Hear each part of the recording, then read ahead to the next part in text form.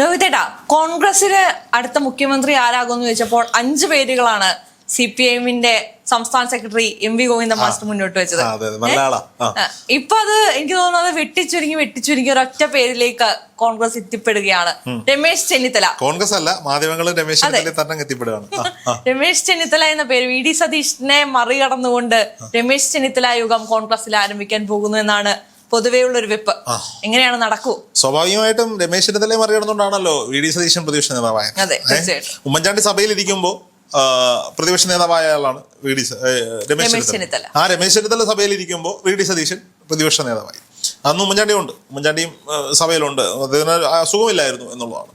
നോക്കൂ, ഒരു രമേശ് ചെന്നിത്തല യുഗം കോൺഗ്രസിൽ മണക്കുന്നുണ്ട്. രമേശ് ചെന്നിത്തല ആളുകൾക്ക് അത്ര മനസ്സിലായിട്ടില്ല എന്ന് തോന്നുന്നു. ഇത്രയും നാള് ഈ കഴിഞ്ഞ 3-3.5 വർഷം പുള്ളി അവിടെ ഇവിടെയൊക്കെ ഉണ്ട്, ഞാനിവിടെയൊക്കെ തന്നെ ഉണ്ട് എന്നൊക്കെ പറഞ്ഞ് നടന്നു. എല്ലാവരും പറഞ്ഞു അദ്ദേഹത്തിന്റെ യുഗം അവസാനിച്ചു. അങ്ങനെയൊന്നുമല്ല. അദ്ദേഹത്തിന്റെ ഒരു ഹിസ്റ്ററി പരിശോധിച്ചാൽ മതി. താക്കോൽ സ്ഥാനത്ത് രമേശ് ചെന്നിത്തല വരണം, ഒരു നായർ വരണം എന്ന് സുകുമാരൻ നായർ ഒരിക്കൽ പ്രസംഗിച്ചിരുന്നു. ഉമ്മൻചാണ്ടി പറഞ്ഞു അങ്ങനെയൊന്നും ഇല്ല, അങ്ങനെയല്ല, ഹൈക്കമാൻഡുമായി കൃത്യമായ എഗ്രിമെന്റ് ഉണ്ടായിരുന്നു. KPCC അധ്യക്ഷനായിരുന്ന രമേശ് ചെന്നിത്തലയ്ക്ക് അവസാനം സുകുമാരൻ നായർ ഈ പ്രസ്താവനയോട് എതിർപ്പറിയിച്ച് പത്രസമ്മേളനം വിളിക്കേണ്ടി വന്നു. പക്ഷേ എല്ലാവരും ഞെട്ടിച്ചുകൊണ്ട് കുറച്ച് ദിവസങ്ങൾ കഴിഞ്ഞപ്പോൾ താക്കോൽ സ്ഥാനത്തേക്ക് തന്നെ രമേശ് ചെന്നിത്തല വന്നു. കേരളത്തിന്റെ ആഭ്യന്തരമന്ത്രിയായി. മുഖ്യമന്ത്രിയുടെ ആഭ്യന്തരം നഷ്ടപ്പെട്ടു. ഉമ്മൻചാണ്ടി മന്ത്രിസഭയിലേക്ക് രമേശ് ചെന്നിത്തലയുടെ മാസം എൻട്രി ഉണ്ടായി. രമേശ് ചെന്നിത്തലയ്ക്ക് കൃത്യമായ കണക്കൂട്ടലുകളുണ്ട്. പതിഞ്ഞിരിക്കുന്നത് കുതിച്ചു ചാടാനാണെന്ന് പറയുന്നത്. പുലി പതുങ്ങുന്നത് കുതിച്ചു ചാടാനാണ്. രമേശ് ചെന്നിത്തല കൊച്ചു പുലിയാണ് ഇങ്ങനെയുള്ള കാര്യങ്ങളിൽ. അപ്പൊ സ്വാഭാവികമായും ഇപ്പോ രാഷ്ട്രീയ സംഘടനകൾ, മതസംഘടനകൾ, ജാതി മത സംഘടനകളുടെ സപ്പോർട്ട് UDF അനിവാര്യമാണ്. കാരണം കേരള കോൺഗ്രസ് M, കേരള കോൺഗ്രസ് B പോലെയുള്ള പല ഘടകകക്ഷികളും ഇന്ന് UDF ഭാഗമായിട്ടില്ല. അവരെല്ലാം ഇടതുപക്ഷത്താണ്. അപ്പോൾ സ്വാഭാവികമായിട്ട് എവിടെ നിന്നൊക്കെ വോട്ട് സമാഹരിക്കാമോ അതൊക്കെ വോട്ട് സമാഹരിച്ചാൽ മാത്രമേ കോൺഗ്രസ് ഉള്ളൂ. അതിനകത്ത് VD സതീശൻ കൃത്യമായൊരു മനസ്സില്ലാ മനസ്സോടെ ഒരു ബൈറ്റ് കൊടുത്തിട്ടുണ്ട് മാധ്യമങ്ങൾക്ക്. ഇപ്പോൾ ഏതെങ്കിലുമൊക്കെ ജാതി സംഘടനകളും മതസംഘടനകളും രമേശ് ചെന്നിത്തല എന്ന് പറയുന്ന നേതാവിനെ അംഗീകരിക്കുന്നെങ്കിൽ അത് ഞങ്ങൾക്ക് പ്രയോജനമാണ്. അടുത്ത നിയമസഭാ തെരഞ്ഞെടുപ്പിൽ ഞങ്ങൾക്ക് വിജയിക്കണമെങ്കിൽ എല്ലാവരുടെയും സഹായം ആവശ്യമാണ്. അത് ഏത് നേതാവിനെ കൊണ്ട് സോഴ്സ് ചെയ്യാൻ പറ്റുന്നോ അത് ചെയ്യട്ടെ എന്നുള്ളതാണ്. VD സതീശനോട് ജാതി സംഘടനകൾക്ക് ഒരു പ്രത്യേകത ഇഷ്ടങ്ങളൊന്നുമില്ല എന്ന് മാത്രമല്ല, എതിർപ്പുകളുണ്ട് താനും. അവരെ ഒന്നും അങ്ങോട്ട് തൃപ്തിപ്പെടുത്താൻ VD സതീശന് സാധിച്ചിട്ടില്ല.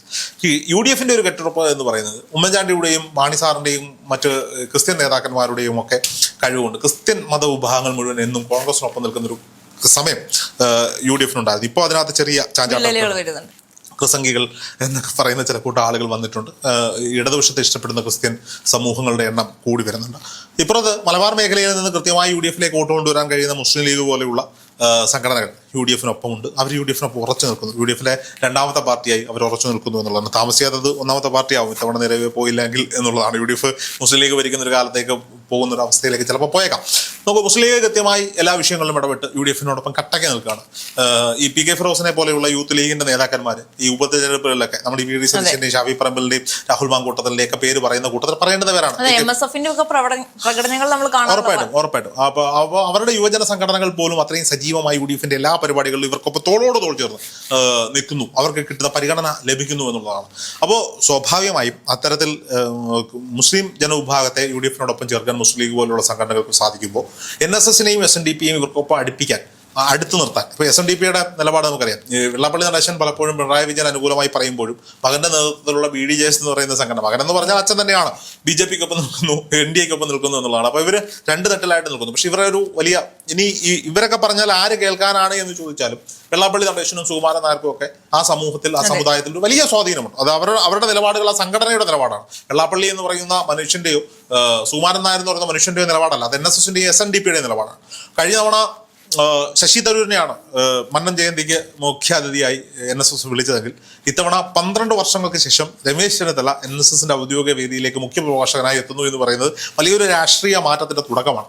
ഈ വാർത്ത പുറത്തു വന്നതിന് തൊട്ടു പിന്നാലെയാണ് പറയുന്നു ശിവഗിരി തീർത്ഥാടന പദയാത്രയുടെ ഉദ്ഘാടകൻ രമേശ് ചെന്നിത്തലയാണ്. അതായത് SNDP-യും NSS-ഉം ഒരുപോലെ രമേശ് ചെന്നിത്തല എന്ന് പറയുന്ന നേതാവിന്റെ നേതൃത്വത്തെ അംഗീകരിക്കുന്നു. കൃത്യമായി അവർ സംസാരിച്ചിരിക്കുന്നു. ഇത്രയും നാൾ പതുങ്ങിയിരുന്നതിന് വേണ്ടി തന്നെ ആയിരുന്നു എന്ന കൃത്യമായ സന്ദേശം ജനങ്ങളിലേക്ക് അവിടെ എത്തുകയാണ്.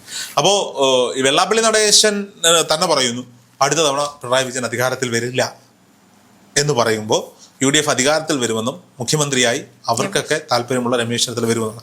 രമേശ് ചെന്നിത്തലയെ മുഖ്യമന്ത്രി ആക്കണമെന്ന് പറഞ്ഞാൽ ഹൈക്കമാൻഡിന് എതിരഭിപ്രായം പറയാൻ പറ്റില്ല.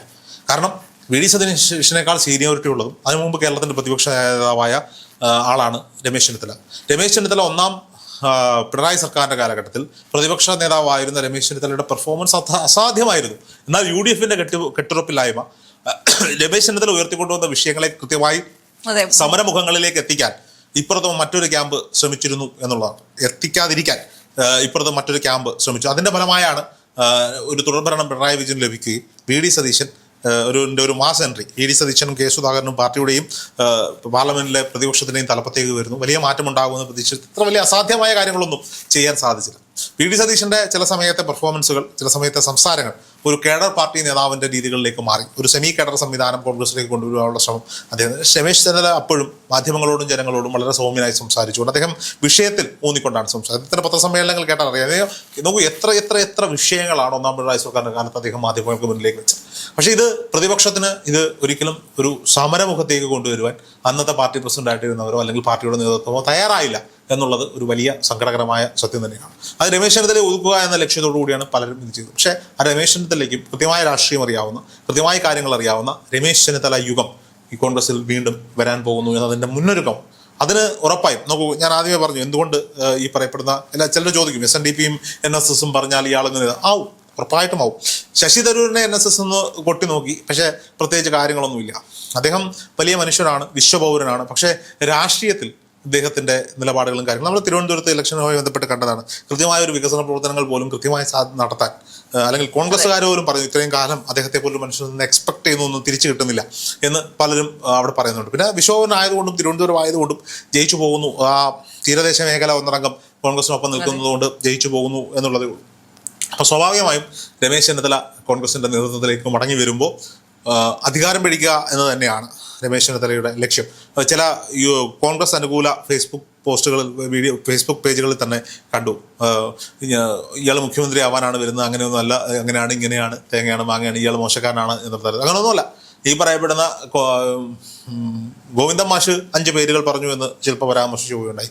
ഗോവിന്ദൻ മാഷ് സെക്രട്ടറിയായിട്ട് തുടരാൻ പറ്റുമോ ഇല്ലയോ എന്നൊന്ന് നോക്കിക്കോളാൻ പറ. എന്നിട്ട് തിരുവനന്തപുരത്ത് നടന്ന ജില്ലാ സമ്മേളനത്തിൽ ഇഷ്ടം പോലെ കണക്കിന് കിട്ടിയിട്ടുണ്ട്. കൊല്ലത്തുനിന്ന് കിട്ടിയെങ്കിൽ ഇത് പേരെടുത്ത് സംസ്ഥാന സെക്രട്ടറിക്ക് വനിതാ സഹാക്കന്മാർ കൊടുത്തിട്ടുണ്ട്. ഇദ്ദേഹത്തിന്റെ രീതികളെ പറ്റി, ഇദ്ദേഹത്തിന്റെ പിണറായി ഇരിക്കുന്ന വേദിയിൽ തന്നെ പാർട്ടിക്ക് നേരെ ഒരുപാട് വിമർശനങ്ങൾ വന്നു എന്നുള്ളത് CPM നന്നാകാൻ പോകുവാണോ എന്നുള്ളൊരു സംശയത്തിന്റെ തോന്നലാണ്. ഇനി ഇയാൾ പോയിട്ട് പകരം ആരെയാണ് അവിടെ എടുത്തു വെക്കാൻ പോകുന്നത്, അല്ലെങ്കിൽ ഇയാൾ പോകുമോ എന്നുള്ളതൊക്കെ നമുക്ക് കണ്ടറിയേണ്ടിയിരിക്കുന്നു. അപ്പോൾ സ്വാഭാവികമായും ഇത്തരത്തിൽ വലിയൊരു രമേശ് ചെന്നിത്തല യുഗത്തിന് കോൺഗ്രസിൽ തുടക്കം കുറിക്കുന്നു.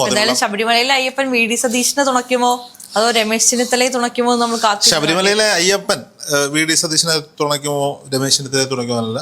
ശബരിമലയിൽ പോയ രമേശ് ചെന്നിത്തലയ്ക്ക് താടി ഉണ്ടായിരുന്നു, ശബരിമലയിൽ പോയ വി ഡി സതീശന് താടിയില്ലായിരുന്നു.